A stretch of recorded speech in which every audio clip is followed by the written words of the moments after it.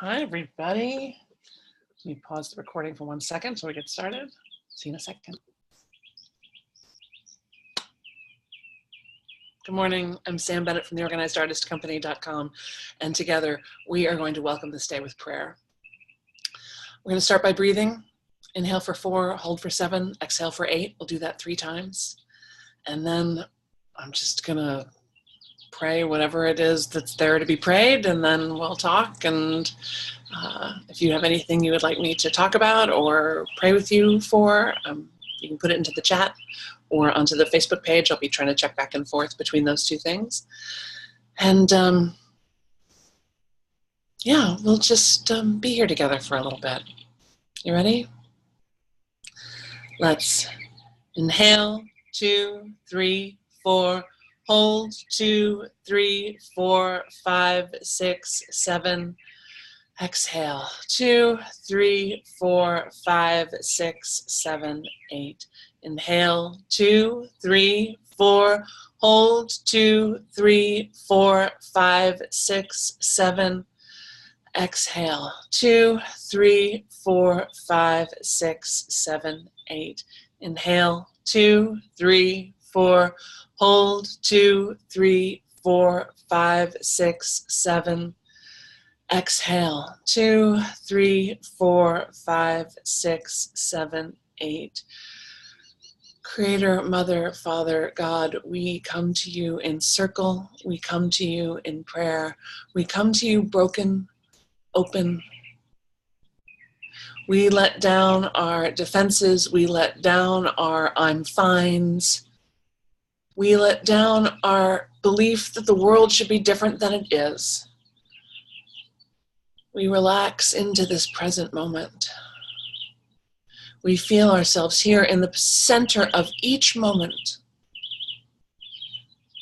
watching the moments of our lives unfurl. We rest in this moment. We release control over things over which we have no control. We let our heart go easy. We feel the light inside of us grow like a flame.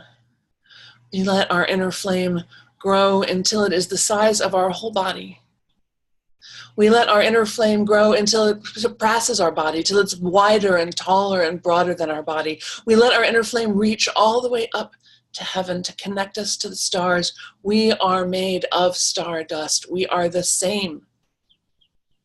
The elements in our body are the elements that make up the universe. We are the same. So we connect with heaven, with the universe, with the stars. And we send that flame down into the earth, connecting with the mother, letting all that needs to be burned away be burned away. Letting all that needs to be released be released.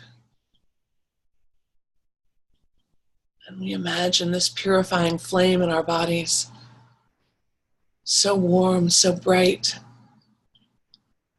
And we imagine everybody else's flame. We feel that we can see them lit up all over the world. Everyone's flame. Connecting. All the animals and the rocks and the trees. The beings in the ocean. All lit up. Infused with divine light. With divine flame.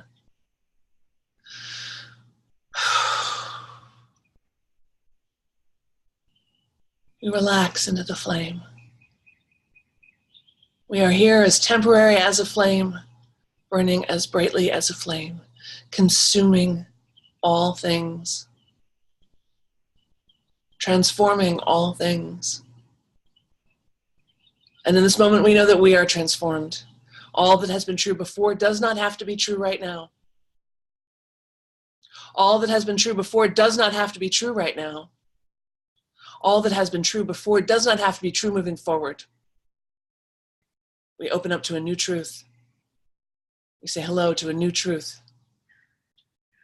In this moment, we embrace the new truth that we are God, God is moving through us as us. We are spiritual beings having a human experience. And we relax into the truth of our nature.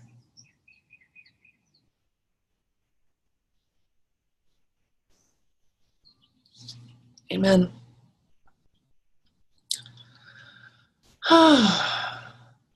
So hi, how's everybody? If anybody has anything they want to discuss, I would be happy to talk about it. You can type into the chat or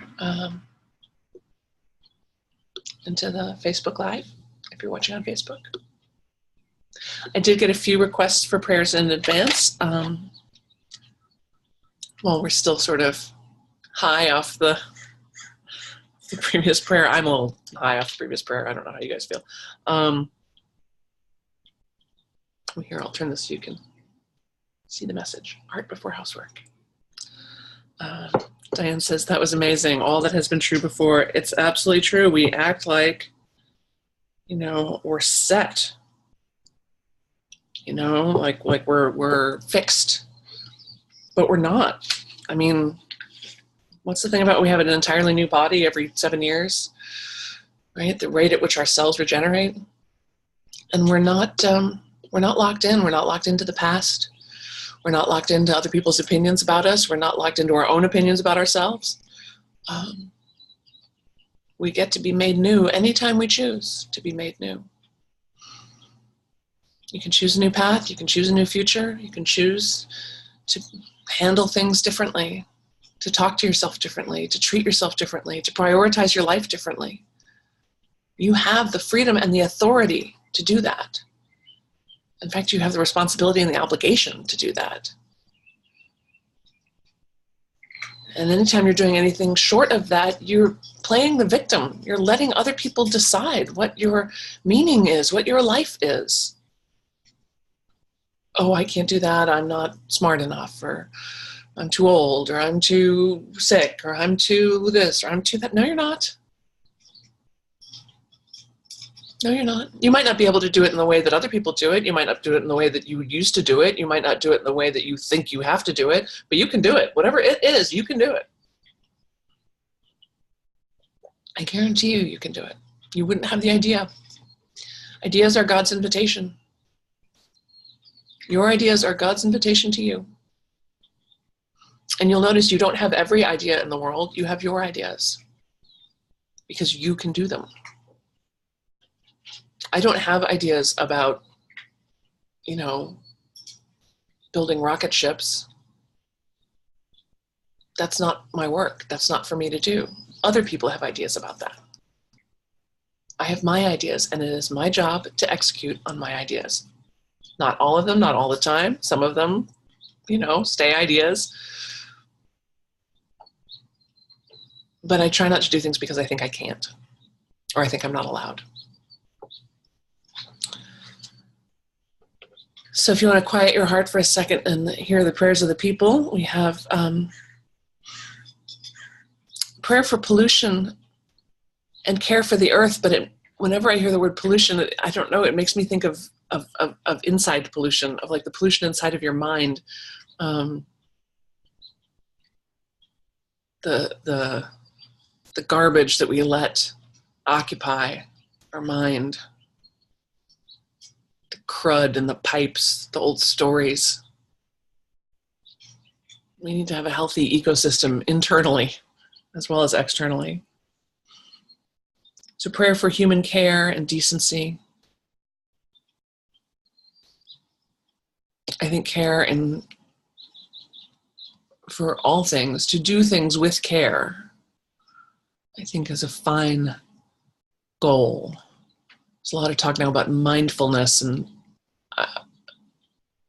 I think that's a big word with a specific meaning in some cultures or some traditions, and a sort of slippery generalized meaning in the world. But care, to do things with care, that makes more sense to me. So we have a prayer for care, caring for ourselves, caring for others, caring for our space, caring for our animals, doing things with care.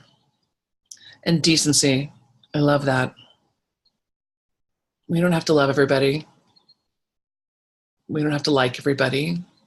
We certainly don't have to agree with everybody. We don't have to think that everybody else is smart. But we have to be decent. You must be decent. It is, I think, a proof of spiritual evolution when you are able to sit and listen to someone and let them be wrong. To know that they are incorrect and just let them be incorrect. It's not your job to correct everybody. And it may be your job to find out that they're not wrong.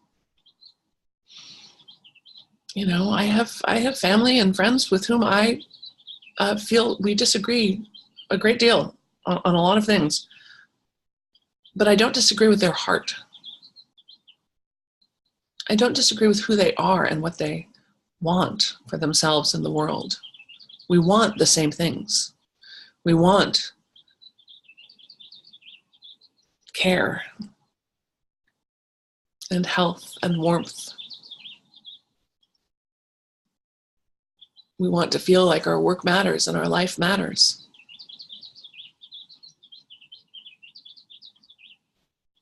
We want the same things.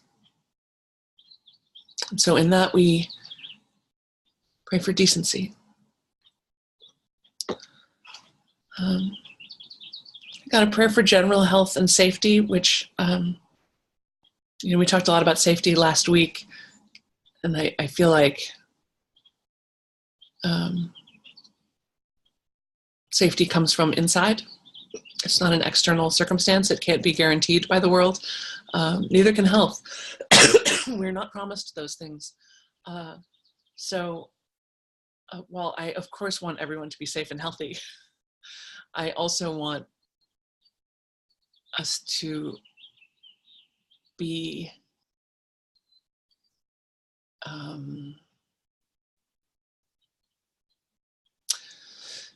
curious about the lessons of what feels like a lack of safety or a lack of health. What are we being invited into? Is it fragility, mortality, bravery? The body's education is a deep curriculum, and sometimes it shows up as a lack of health. So, while I always want you to feel the best you can possibly feel, I also recognize that that's not true for a lot of people. So we give thanks for feeling at all. We give thanks for having health at all, a health, whether it's ill health, poor health, improving health, worsening health. We give thanks that we are here to have a health, because that won't always be true. That won't always be true. We have a prayer for affordable housing with space for art. And I know that affordable housing with space for art is there. I know that it is present. I know that it's right in front of you. I know that it's easy to obtain. I know that you're right. It's right there. And if you go into the world with the certainty that it is right there, you will find it. You will find it. This is not an impossible dream. You will find it. It may take you longer than you think. It may take you less time than you think. I know when I was looking for the place I live now, I saw a lot of places that weren't right, and Luke said, honey, you may have to compromise, because I really wanted to be very near the beach. I wanted a lot of light and sunshine. I wanted a certain amount of space, and he said, you may not be able to get all that. This is a very small town. There's not a lot of inventory when it comes to housing. He said, you may have to compromise. You may not be able to get everything you want. And I said, well, I understand that. I said, but I need to prove to myself that I can't have everything I want before I give up. And sure enough, I wasn't 1 foot inside the door of this place before I said, I'll take it. This is my spot. So it's there. It's there. You may have to get innovative, but it's there. And pray for a breakthrough in money. You know, money is a beautiful spiritual teacher. My experience with money, having spent so long having none of it. I mean, I was, for many, many years, $5 made a big difference in my day. I was working as an actor in Chicago and then in LA. I had a lot of part-time jobs and half-time jobs and sort of jobs and piecemeal jobs, and my income was really erratic and it was really low. Because I just wasn't interested. I wasn't interested in making a lot of money. I wanted to work as an actor, so that's what I did. And a lot of that work was unpaid. And but I was also very attached to how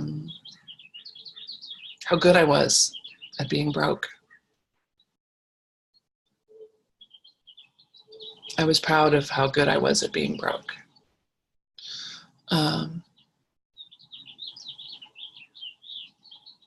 And once I got into entrepreneurship and started learning more about money, that in fact I was the source of my income. I didn't need somebody else to pay me. I paid me.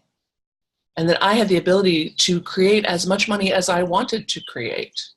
And that I could be 100% responsible for that. Things shifted inside of me. And,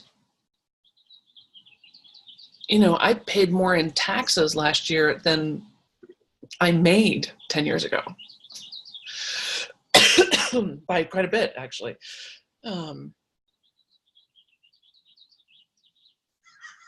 So yeah, I want you to have a breakthrough around money. And I invite you to consider the possibility that money is easy to get, that there's lots and lots of it. Do you notice how much money there is in the world? There's so much money.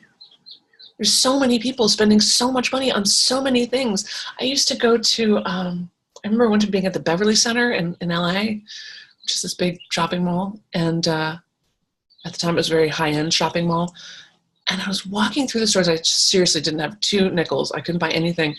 But I was walking through these stores, and there were all these stores, and they all sold, you know, $700 leather coats and $1,200 shoes and $3,000 handbags, and there's all these people shopping. And I was like, man, all these stores with all this inventory, and they all make enough to stay in business. Like, there are enough people with enough disposable income to keep this entire shopping mall filled. And just trying to imagine the amount of money that was flowing in and out of that mall in an hour. Like, oh my gosh, that's so much money. Surely it can't be that hard to get. If money flows that easily, surely it can't be that hard to get.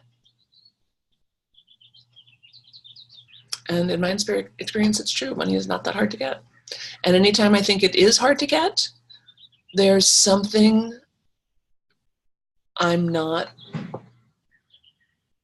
taking responsibility for. There's some way in which I'm victimizing myself.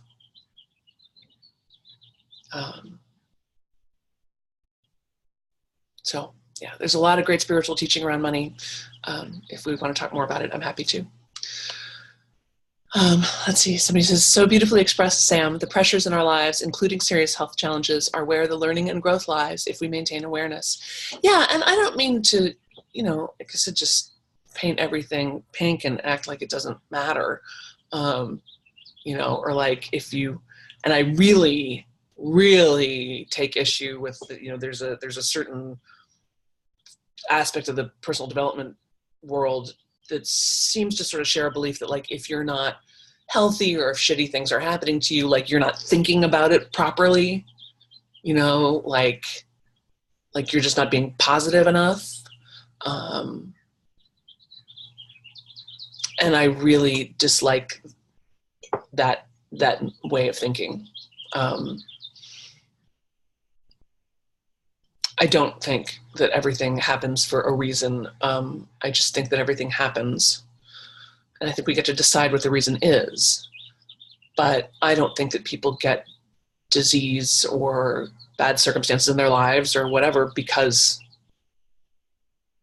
they're like magnetically attracting it to themselves. I think that's ridiculous, frankly. However, I think the question of why, what am I learning from this? What is this here for? What is this circumstance or illness teaching me? Or my friend Melissa says, you know, how am I a match for this?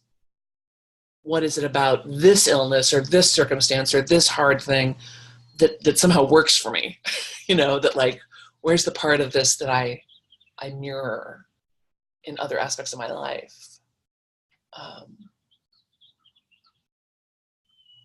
And what are my choices in terms of how I want to deal with it? You know, you don't have to deal with things the way everybody else deals with things.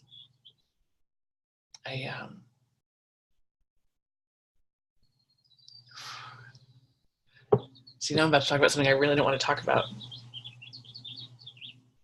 But this is why I made Sam Unscripted, so that I would have to. Not have to, be invited to. I had a friend of mine on Facebook recently asked the question, what's the hardest thing you've done? And people put up really beautiful and amazing things. People have lived through some amazing things. A lot of people said getting divorced. And I said, the hardest things I'd done were, having the world's kindest and most loving divorce was hard. Learning to walk again after I broke my back many years ago, that was hard.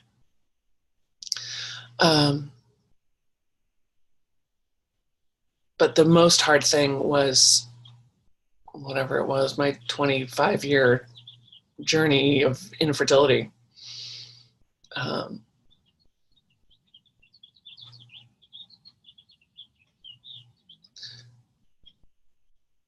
I think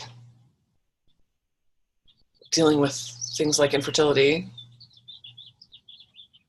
I said it was like getting a PhD in surrender.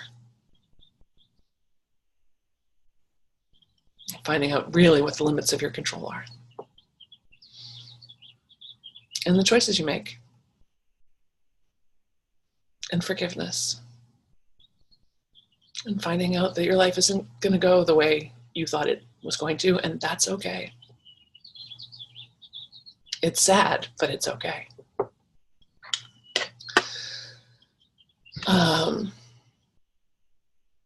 Let's see.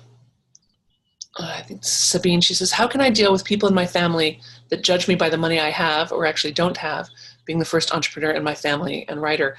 Yeah, so don't talk about it with them. Don't discuss it. Don't try to get help or support from people who are not capable of helping or supporting you. Most people think creatives, artists, entrepreneurs, they think we're crazy people. And they're right. We are crazy people. So, you know, you just, don't talk about it with them. If they bring it up with you, say, I'd rather not discuss that right now. Ask how things are going, tell them things are going great. Really well. And then ask them about themselves. How's your vegetable garden? How are things at the office? How are things at church? Just change the subject to something about them.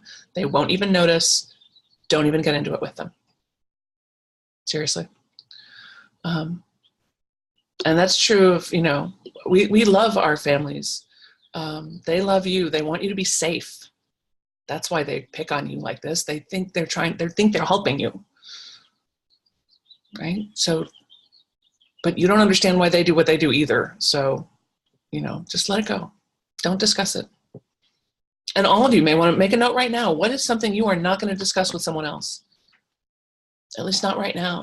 Don't show your babies to the vultures, right? Don't, and don't go to the empty cookie jar. Do not go to the empty cookie jar.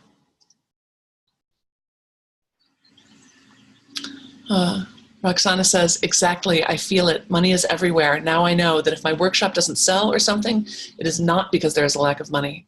I need to think about how I'm phrasing my product, how many times I'm reaching out to my potential students, and so many other factors. Exactly, Roxana. Exactly. Exactly. I have told this story before, but it's one I think about a lot. I was trying to fill a workshop, and I had done all the stuff that everybody tells you to do, and I felt like I was working really hard to fill the workshop, and it wasn't filling. And I was mad, and like feeling really aggrieved and exhausted. Like, why isn't this working? And then in meditation, I realized that I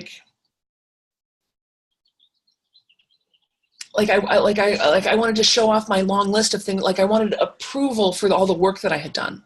Like, look how hard I'm working. My workshop should be filled because I'm working so hard. Everybody appreciate how many things I'm doing and how hard I'm working, right? And I was, in entrepreneurship, nobody cares how hard you work. Nobody cares. And if you can get it done in 10 minutes with one phone call, then great, you're done for the day. Like, no one cares.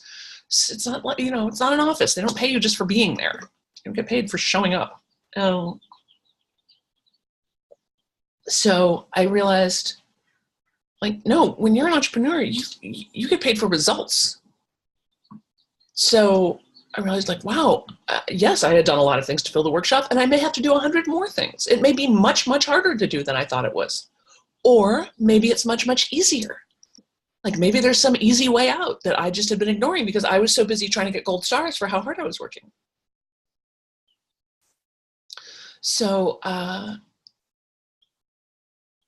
yeah, it's an invitation, right? Anytime something's not working, it's an invitation to get curious. What's not connecting? What's I often have the experience of wanting to teach a class that's a little, especially when it comes to entrepreneurship stuff, that's a little beyond, frankly, what most of the people on my list are ready for or even care about particularly. Recently I did a call on a writer's and artist's guide to platform building. Now your platform, just in case your platform, it's a term that's used a lot in publishing, but in other areas too. And it's the way you reach the people who are potential buyers. So if I have a TV show that has, 10 million viewers, then that's my platform. And I have a platform of 10 million. If I'm Oprah, I have a platform of the magazine, the TV show, the channel, the whole, she's got a massive platform with a lot of different elements to it. If I have, 3,000 Facebook followers, that might be my platform. I might have a social media platform. I have an email list of 10,000. That's my platform. So it's about how to figure out what your platform is, and then how to, some ways in which you can build it. And I was really interested to teach it. And I have to say, it was a really fun and good class, but it wasn't, it was a little beyond where most of the people on my list are. Like most people don't really even know the word platform. And I titled it that way, deliberately, as kind of a test to see where are people? Are there people who are essentially professional writers or professional artists who are ready to grow their reach and be a little more public? And the answer was not too many. So, sometimes things don't sell because I'm selling it to the wrong people. So,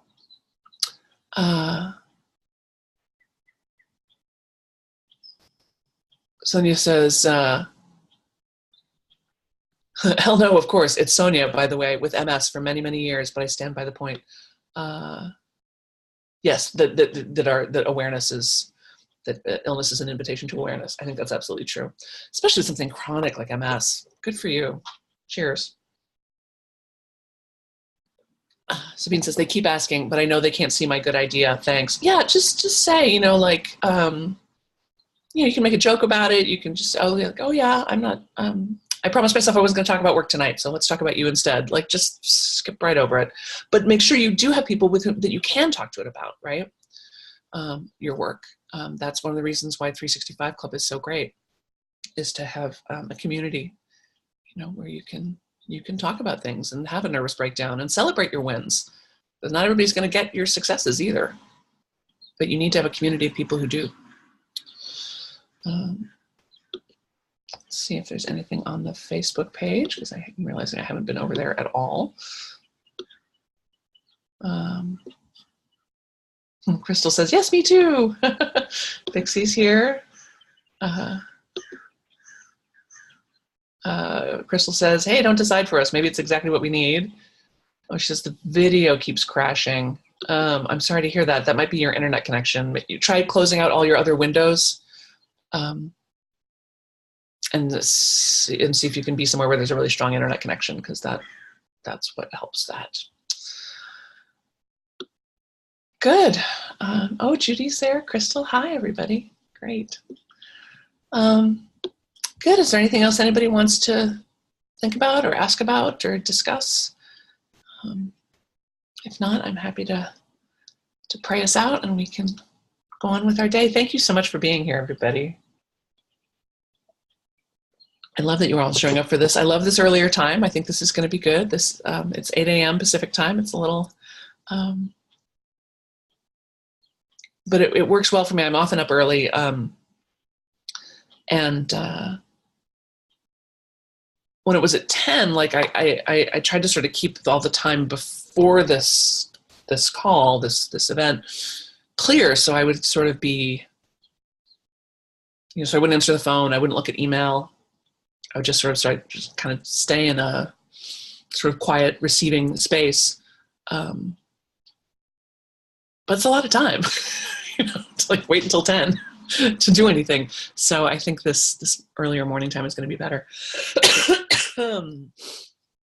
Sim says, thank you, Sam, and everyone. Yes, thank you all for being here. Barbara says, I love this new time. Starts the day out in a beautiful way. Thank you. Yeah, I was also hearing from people that like, oh, I'm at work, so, well, maybe we'll try and do it before work. Okay. Good. Well, if that's all anybody, oh, there's something in the Q&A. Hold on.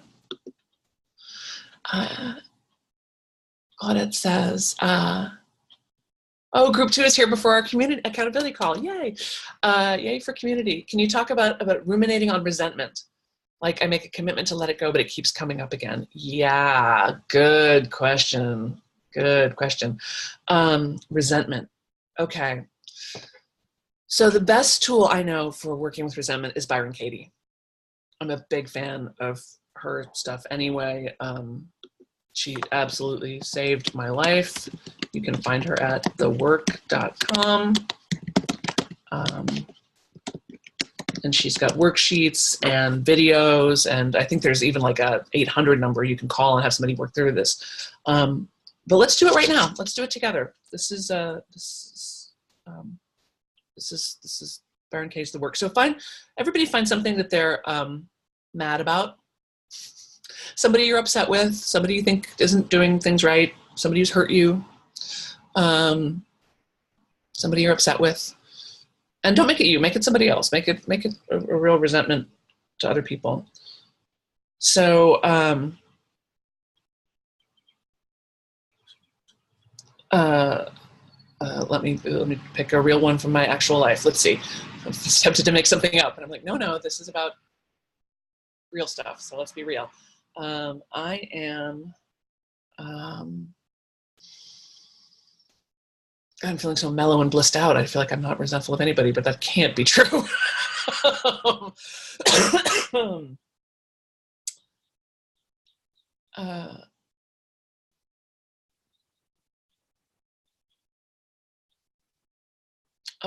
I'm disappointed.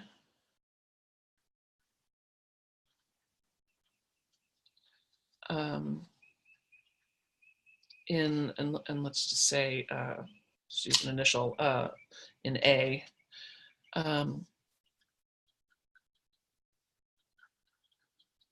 because her work wasn't good. So go ahead and write yours out, whatever yours is. I'm angry at so-and-so because why? And this is not a time to be spiritual or evolved. This is a time to whine and cry, be petty and small, okay? So I'm mad at so-and-so because of such and such.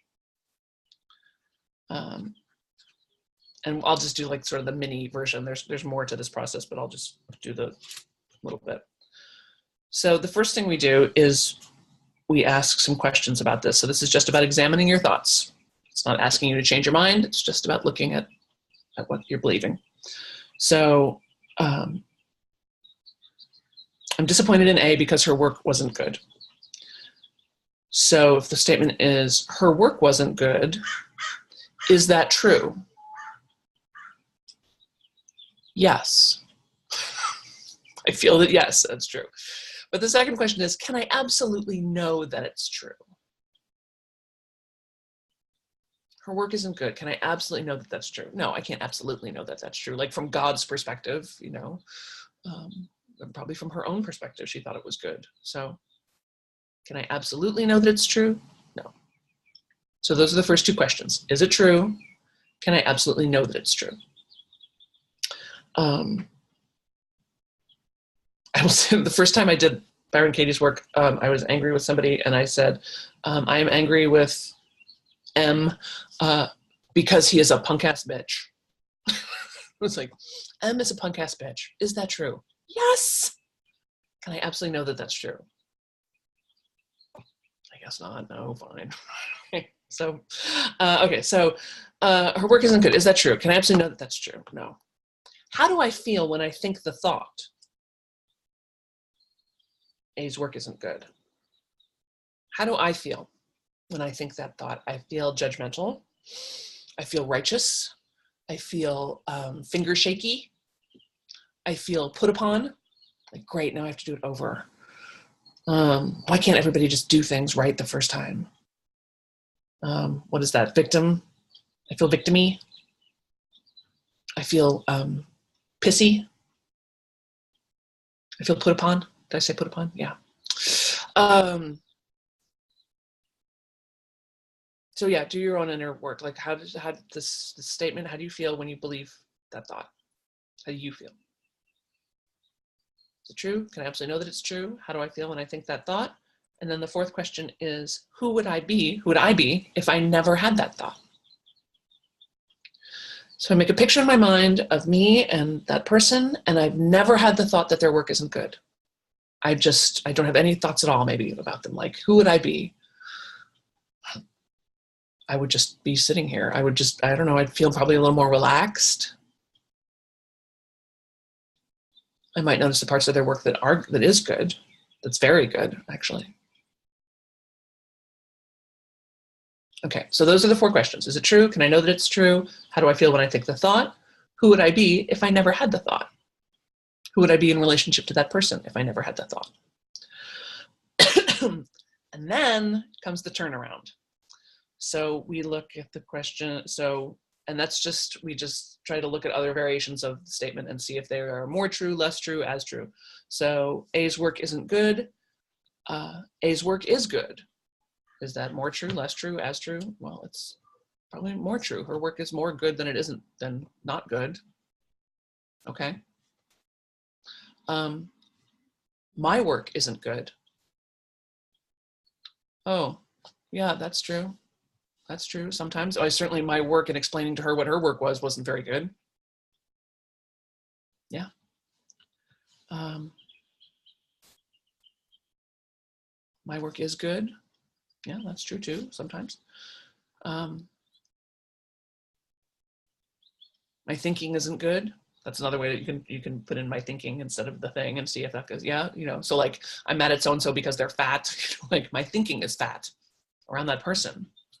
And what I found, so that's the whole process. That's it. You do a whole worksheet of these things, these statements that you're believing.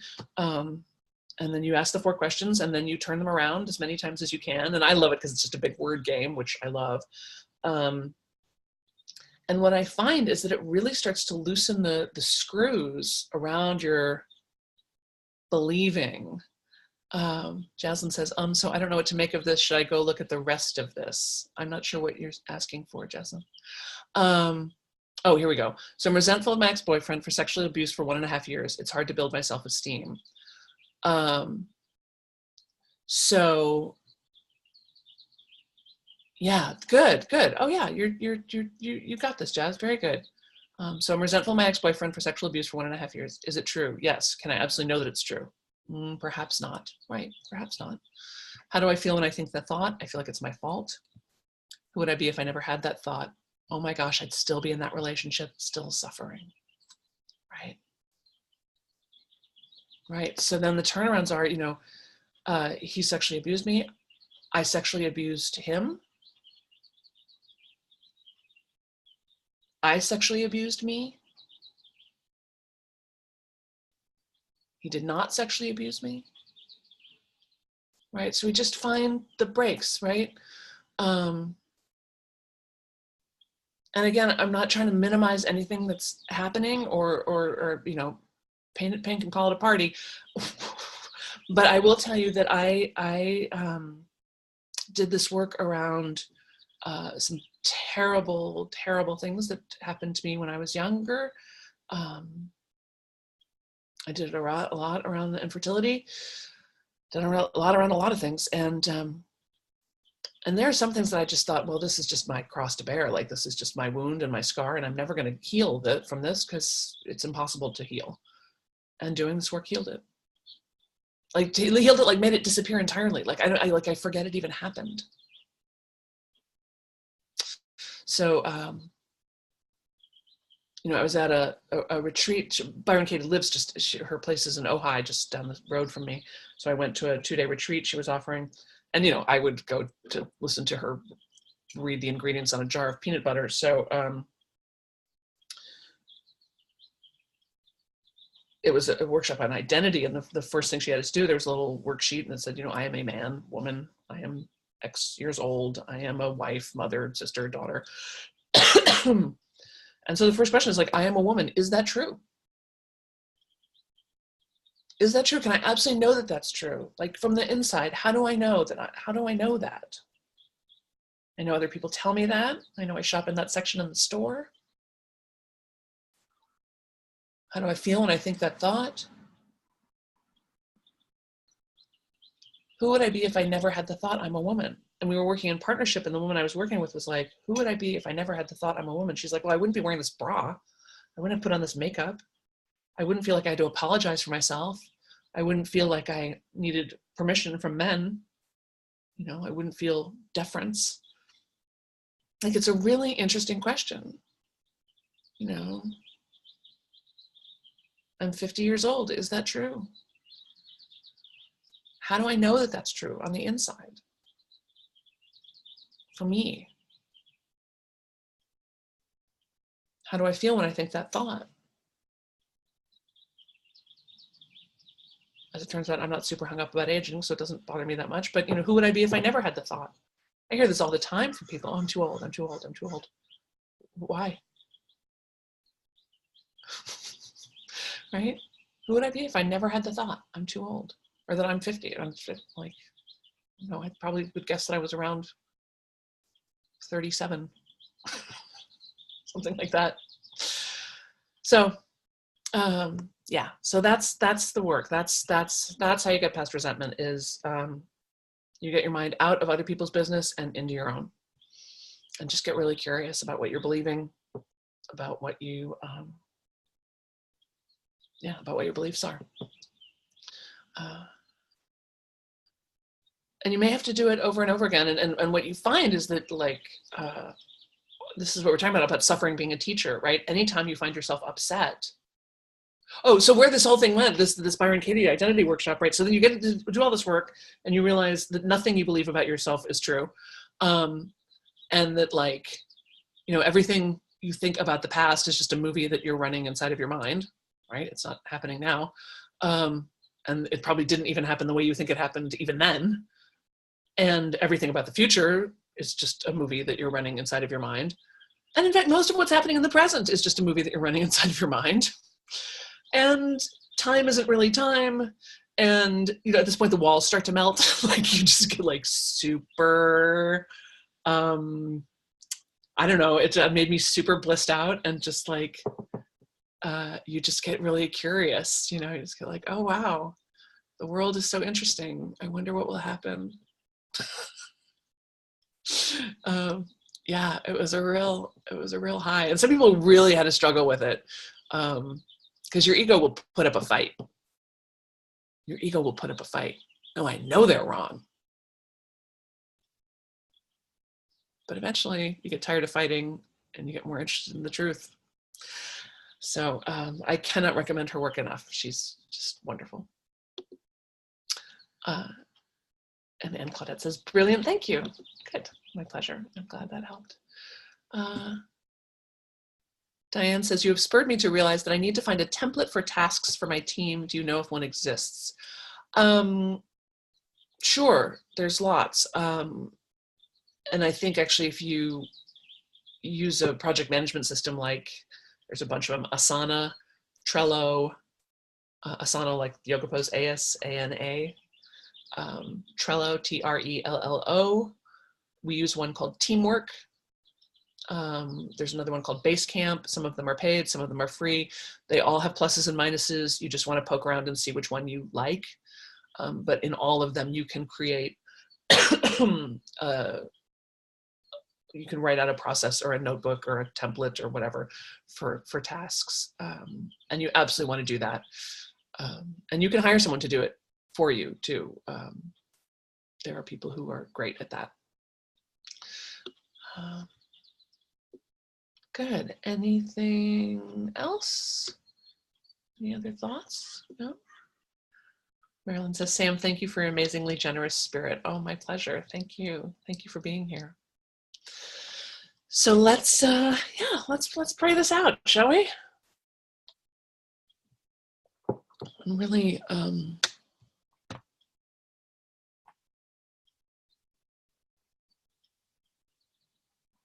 I feel very happy and full that you're here. I'm liking what this is doing to me and to my teaching. Like I was doing a preview call for the Get It Done workshop. Oh, there was a question about Get It Done. Hold on, somebody said this. Time change is great and a great setup for the day. Still hoping to get the Get It Done workshop, but can't manage Tuesdays. Hoping for a Wednesday AM, etc. in the future, perhaps in another month. By the way, I'm the one who needs the basics before other higher level aspirational workshops. Yeah. I don't know when I'm going to teach Get It Done again live. I just don't know. Usually I only teach it once every 12 to 18 months. This year I'm experimenting. I'm teaching it. I taught it in the fall and I'm teaching it again now. And I always think when I do it, like, oh, this is the last time I'm going to do it live. Because I've been teaching this material since 2000. But I love it. And I don't get tired of it, but I have other things I want to do. So, and a lot of people aren't there for the calls live. And it doesn't seem to make any difference. They just, you know, you can probably, if you're concerned about missing things, you can find an accountability buddy and say, okay, this thing is recorded on Tuesdays. I'm going to watch it on Wednesday mornings. And then you can email me with questions or put questions on the Facebook page so that you're working, you know, sort of in real time. And then you get a whole year of the 365 Club. So, you know, you get a monthly call with me, group call with that. So if anybody's interested in that, you can go to monstergetitdone.com. Here, I'll type in that URL. You can look and see if that's something fun you might want to do. But anyway, I was doing a preview call for Get It Done, and I was noticing that, like, I was having a lot more of this sort of real, relaxed, just talking amongst friends feeling. I was like less, I don't know, I felt slightly less presentational, and a little less tight. You know, which when you're trying to move people to make a decision about working with you, you generally want it to be pretty tight. You know, you're gonna, and you know, I never care what people's decision is. I don't care if you do the workshop or not. I just want you to decide one way or the other, because that indecision is a terrible place to be.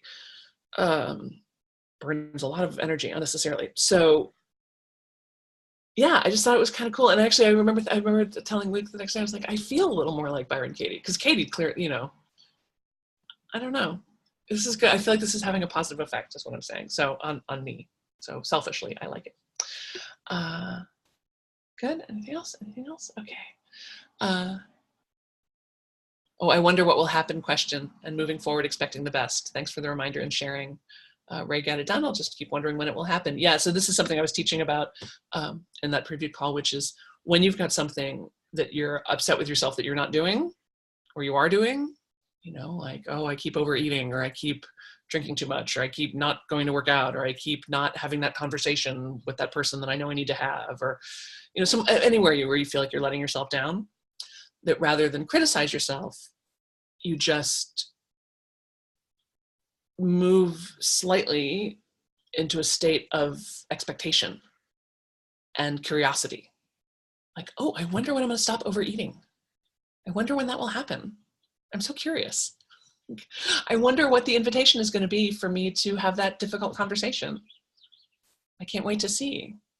I wonder where the opportunity is going to be for me to quit drinking. I can't wait. I'm so excited. Like,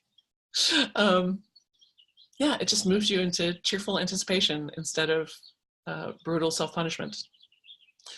And it also, I think, improves the chances that you will, in fact, find the opportunity, notice the invitation, and greet it with some spirit and some optimism and some energy, rather than like, oh, I'm probably not even going to do that. You know?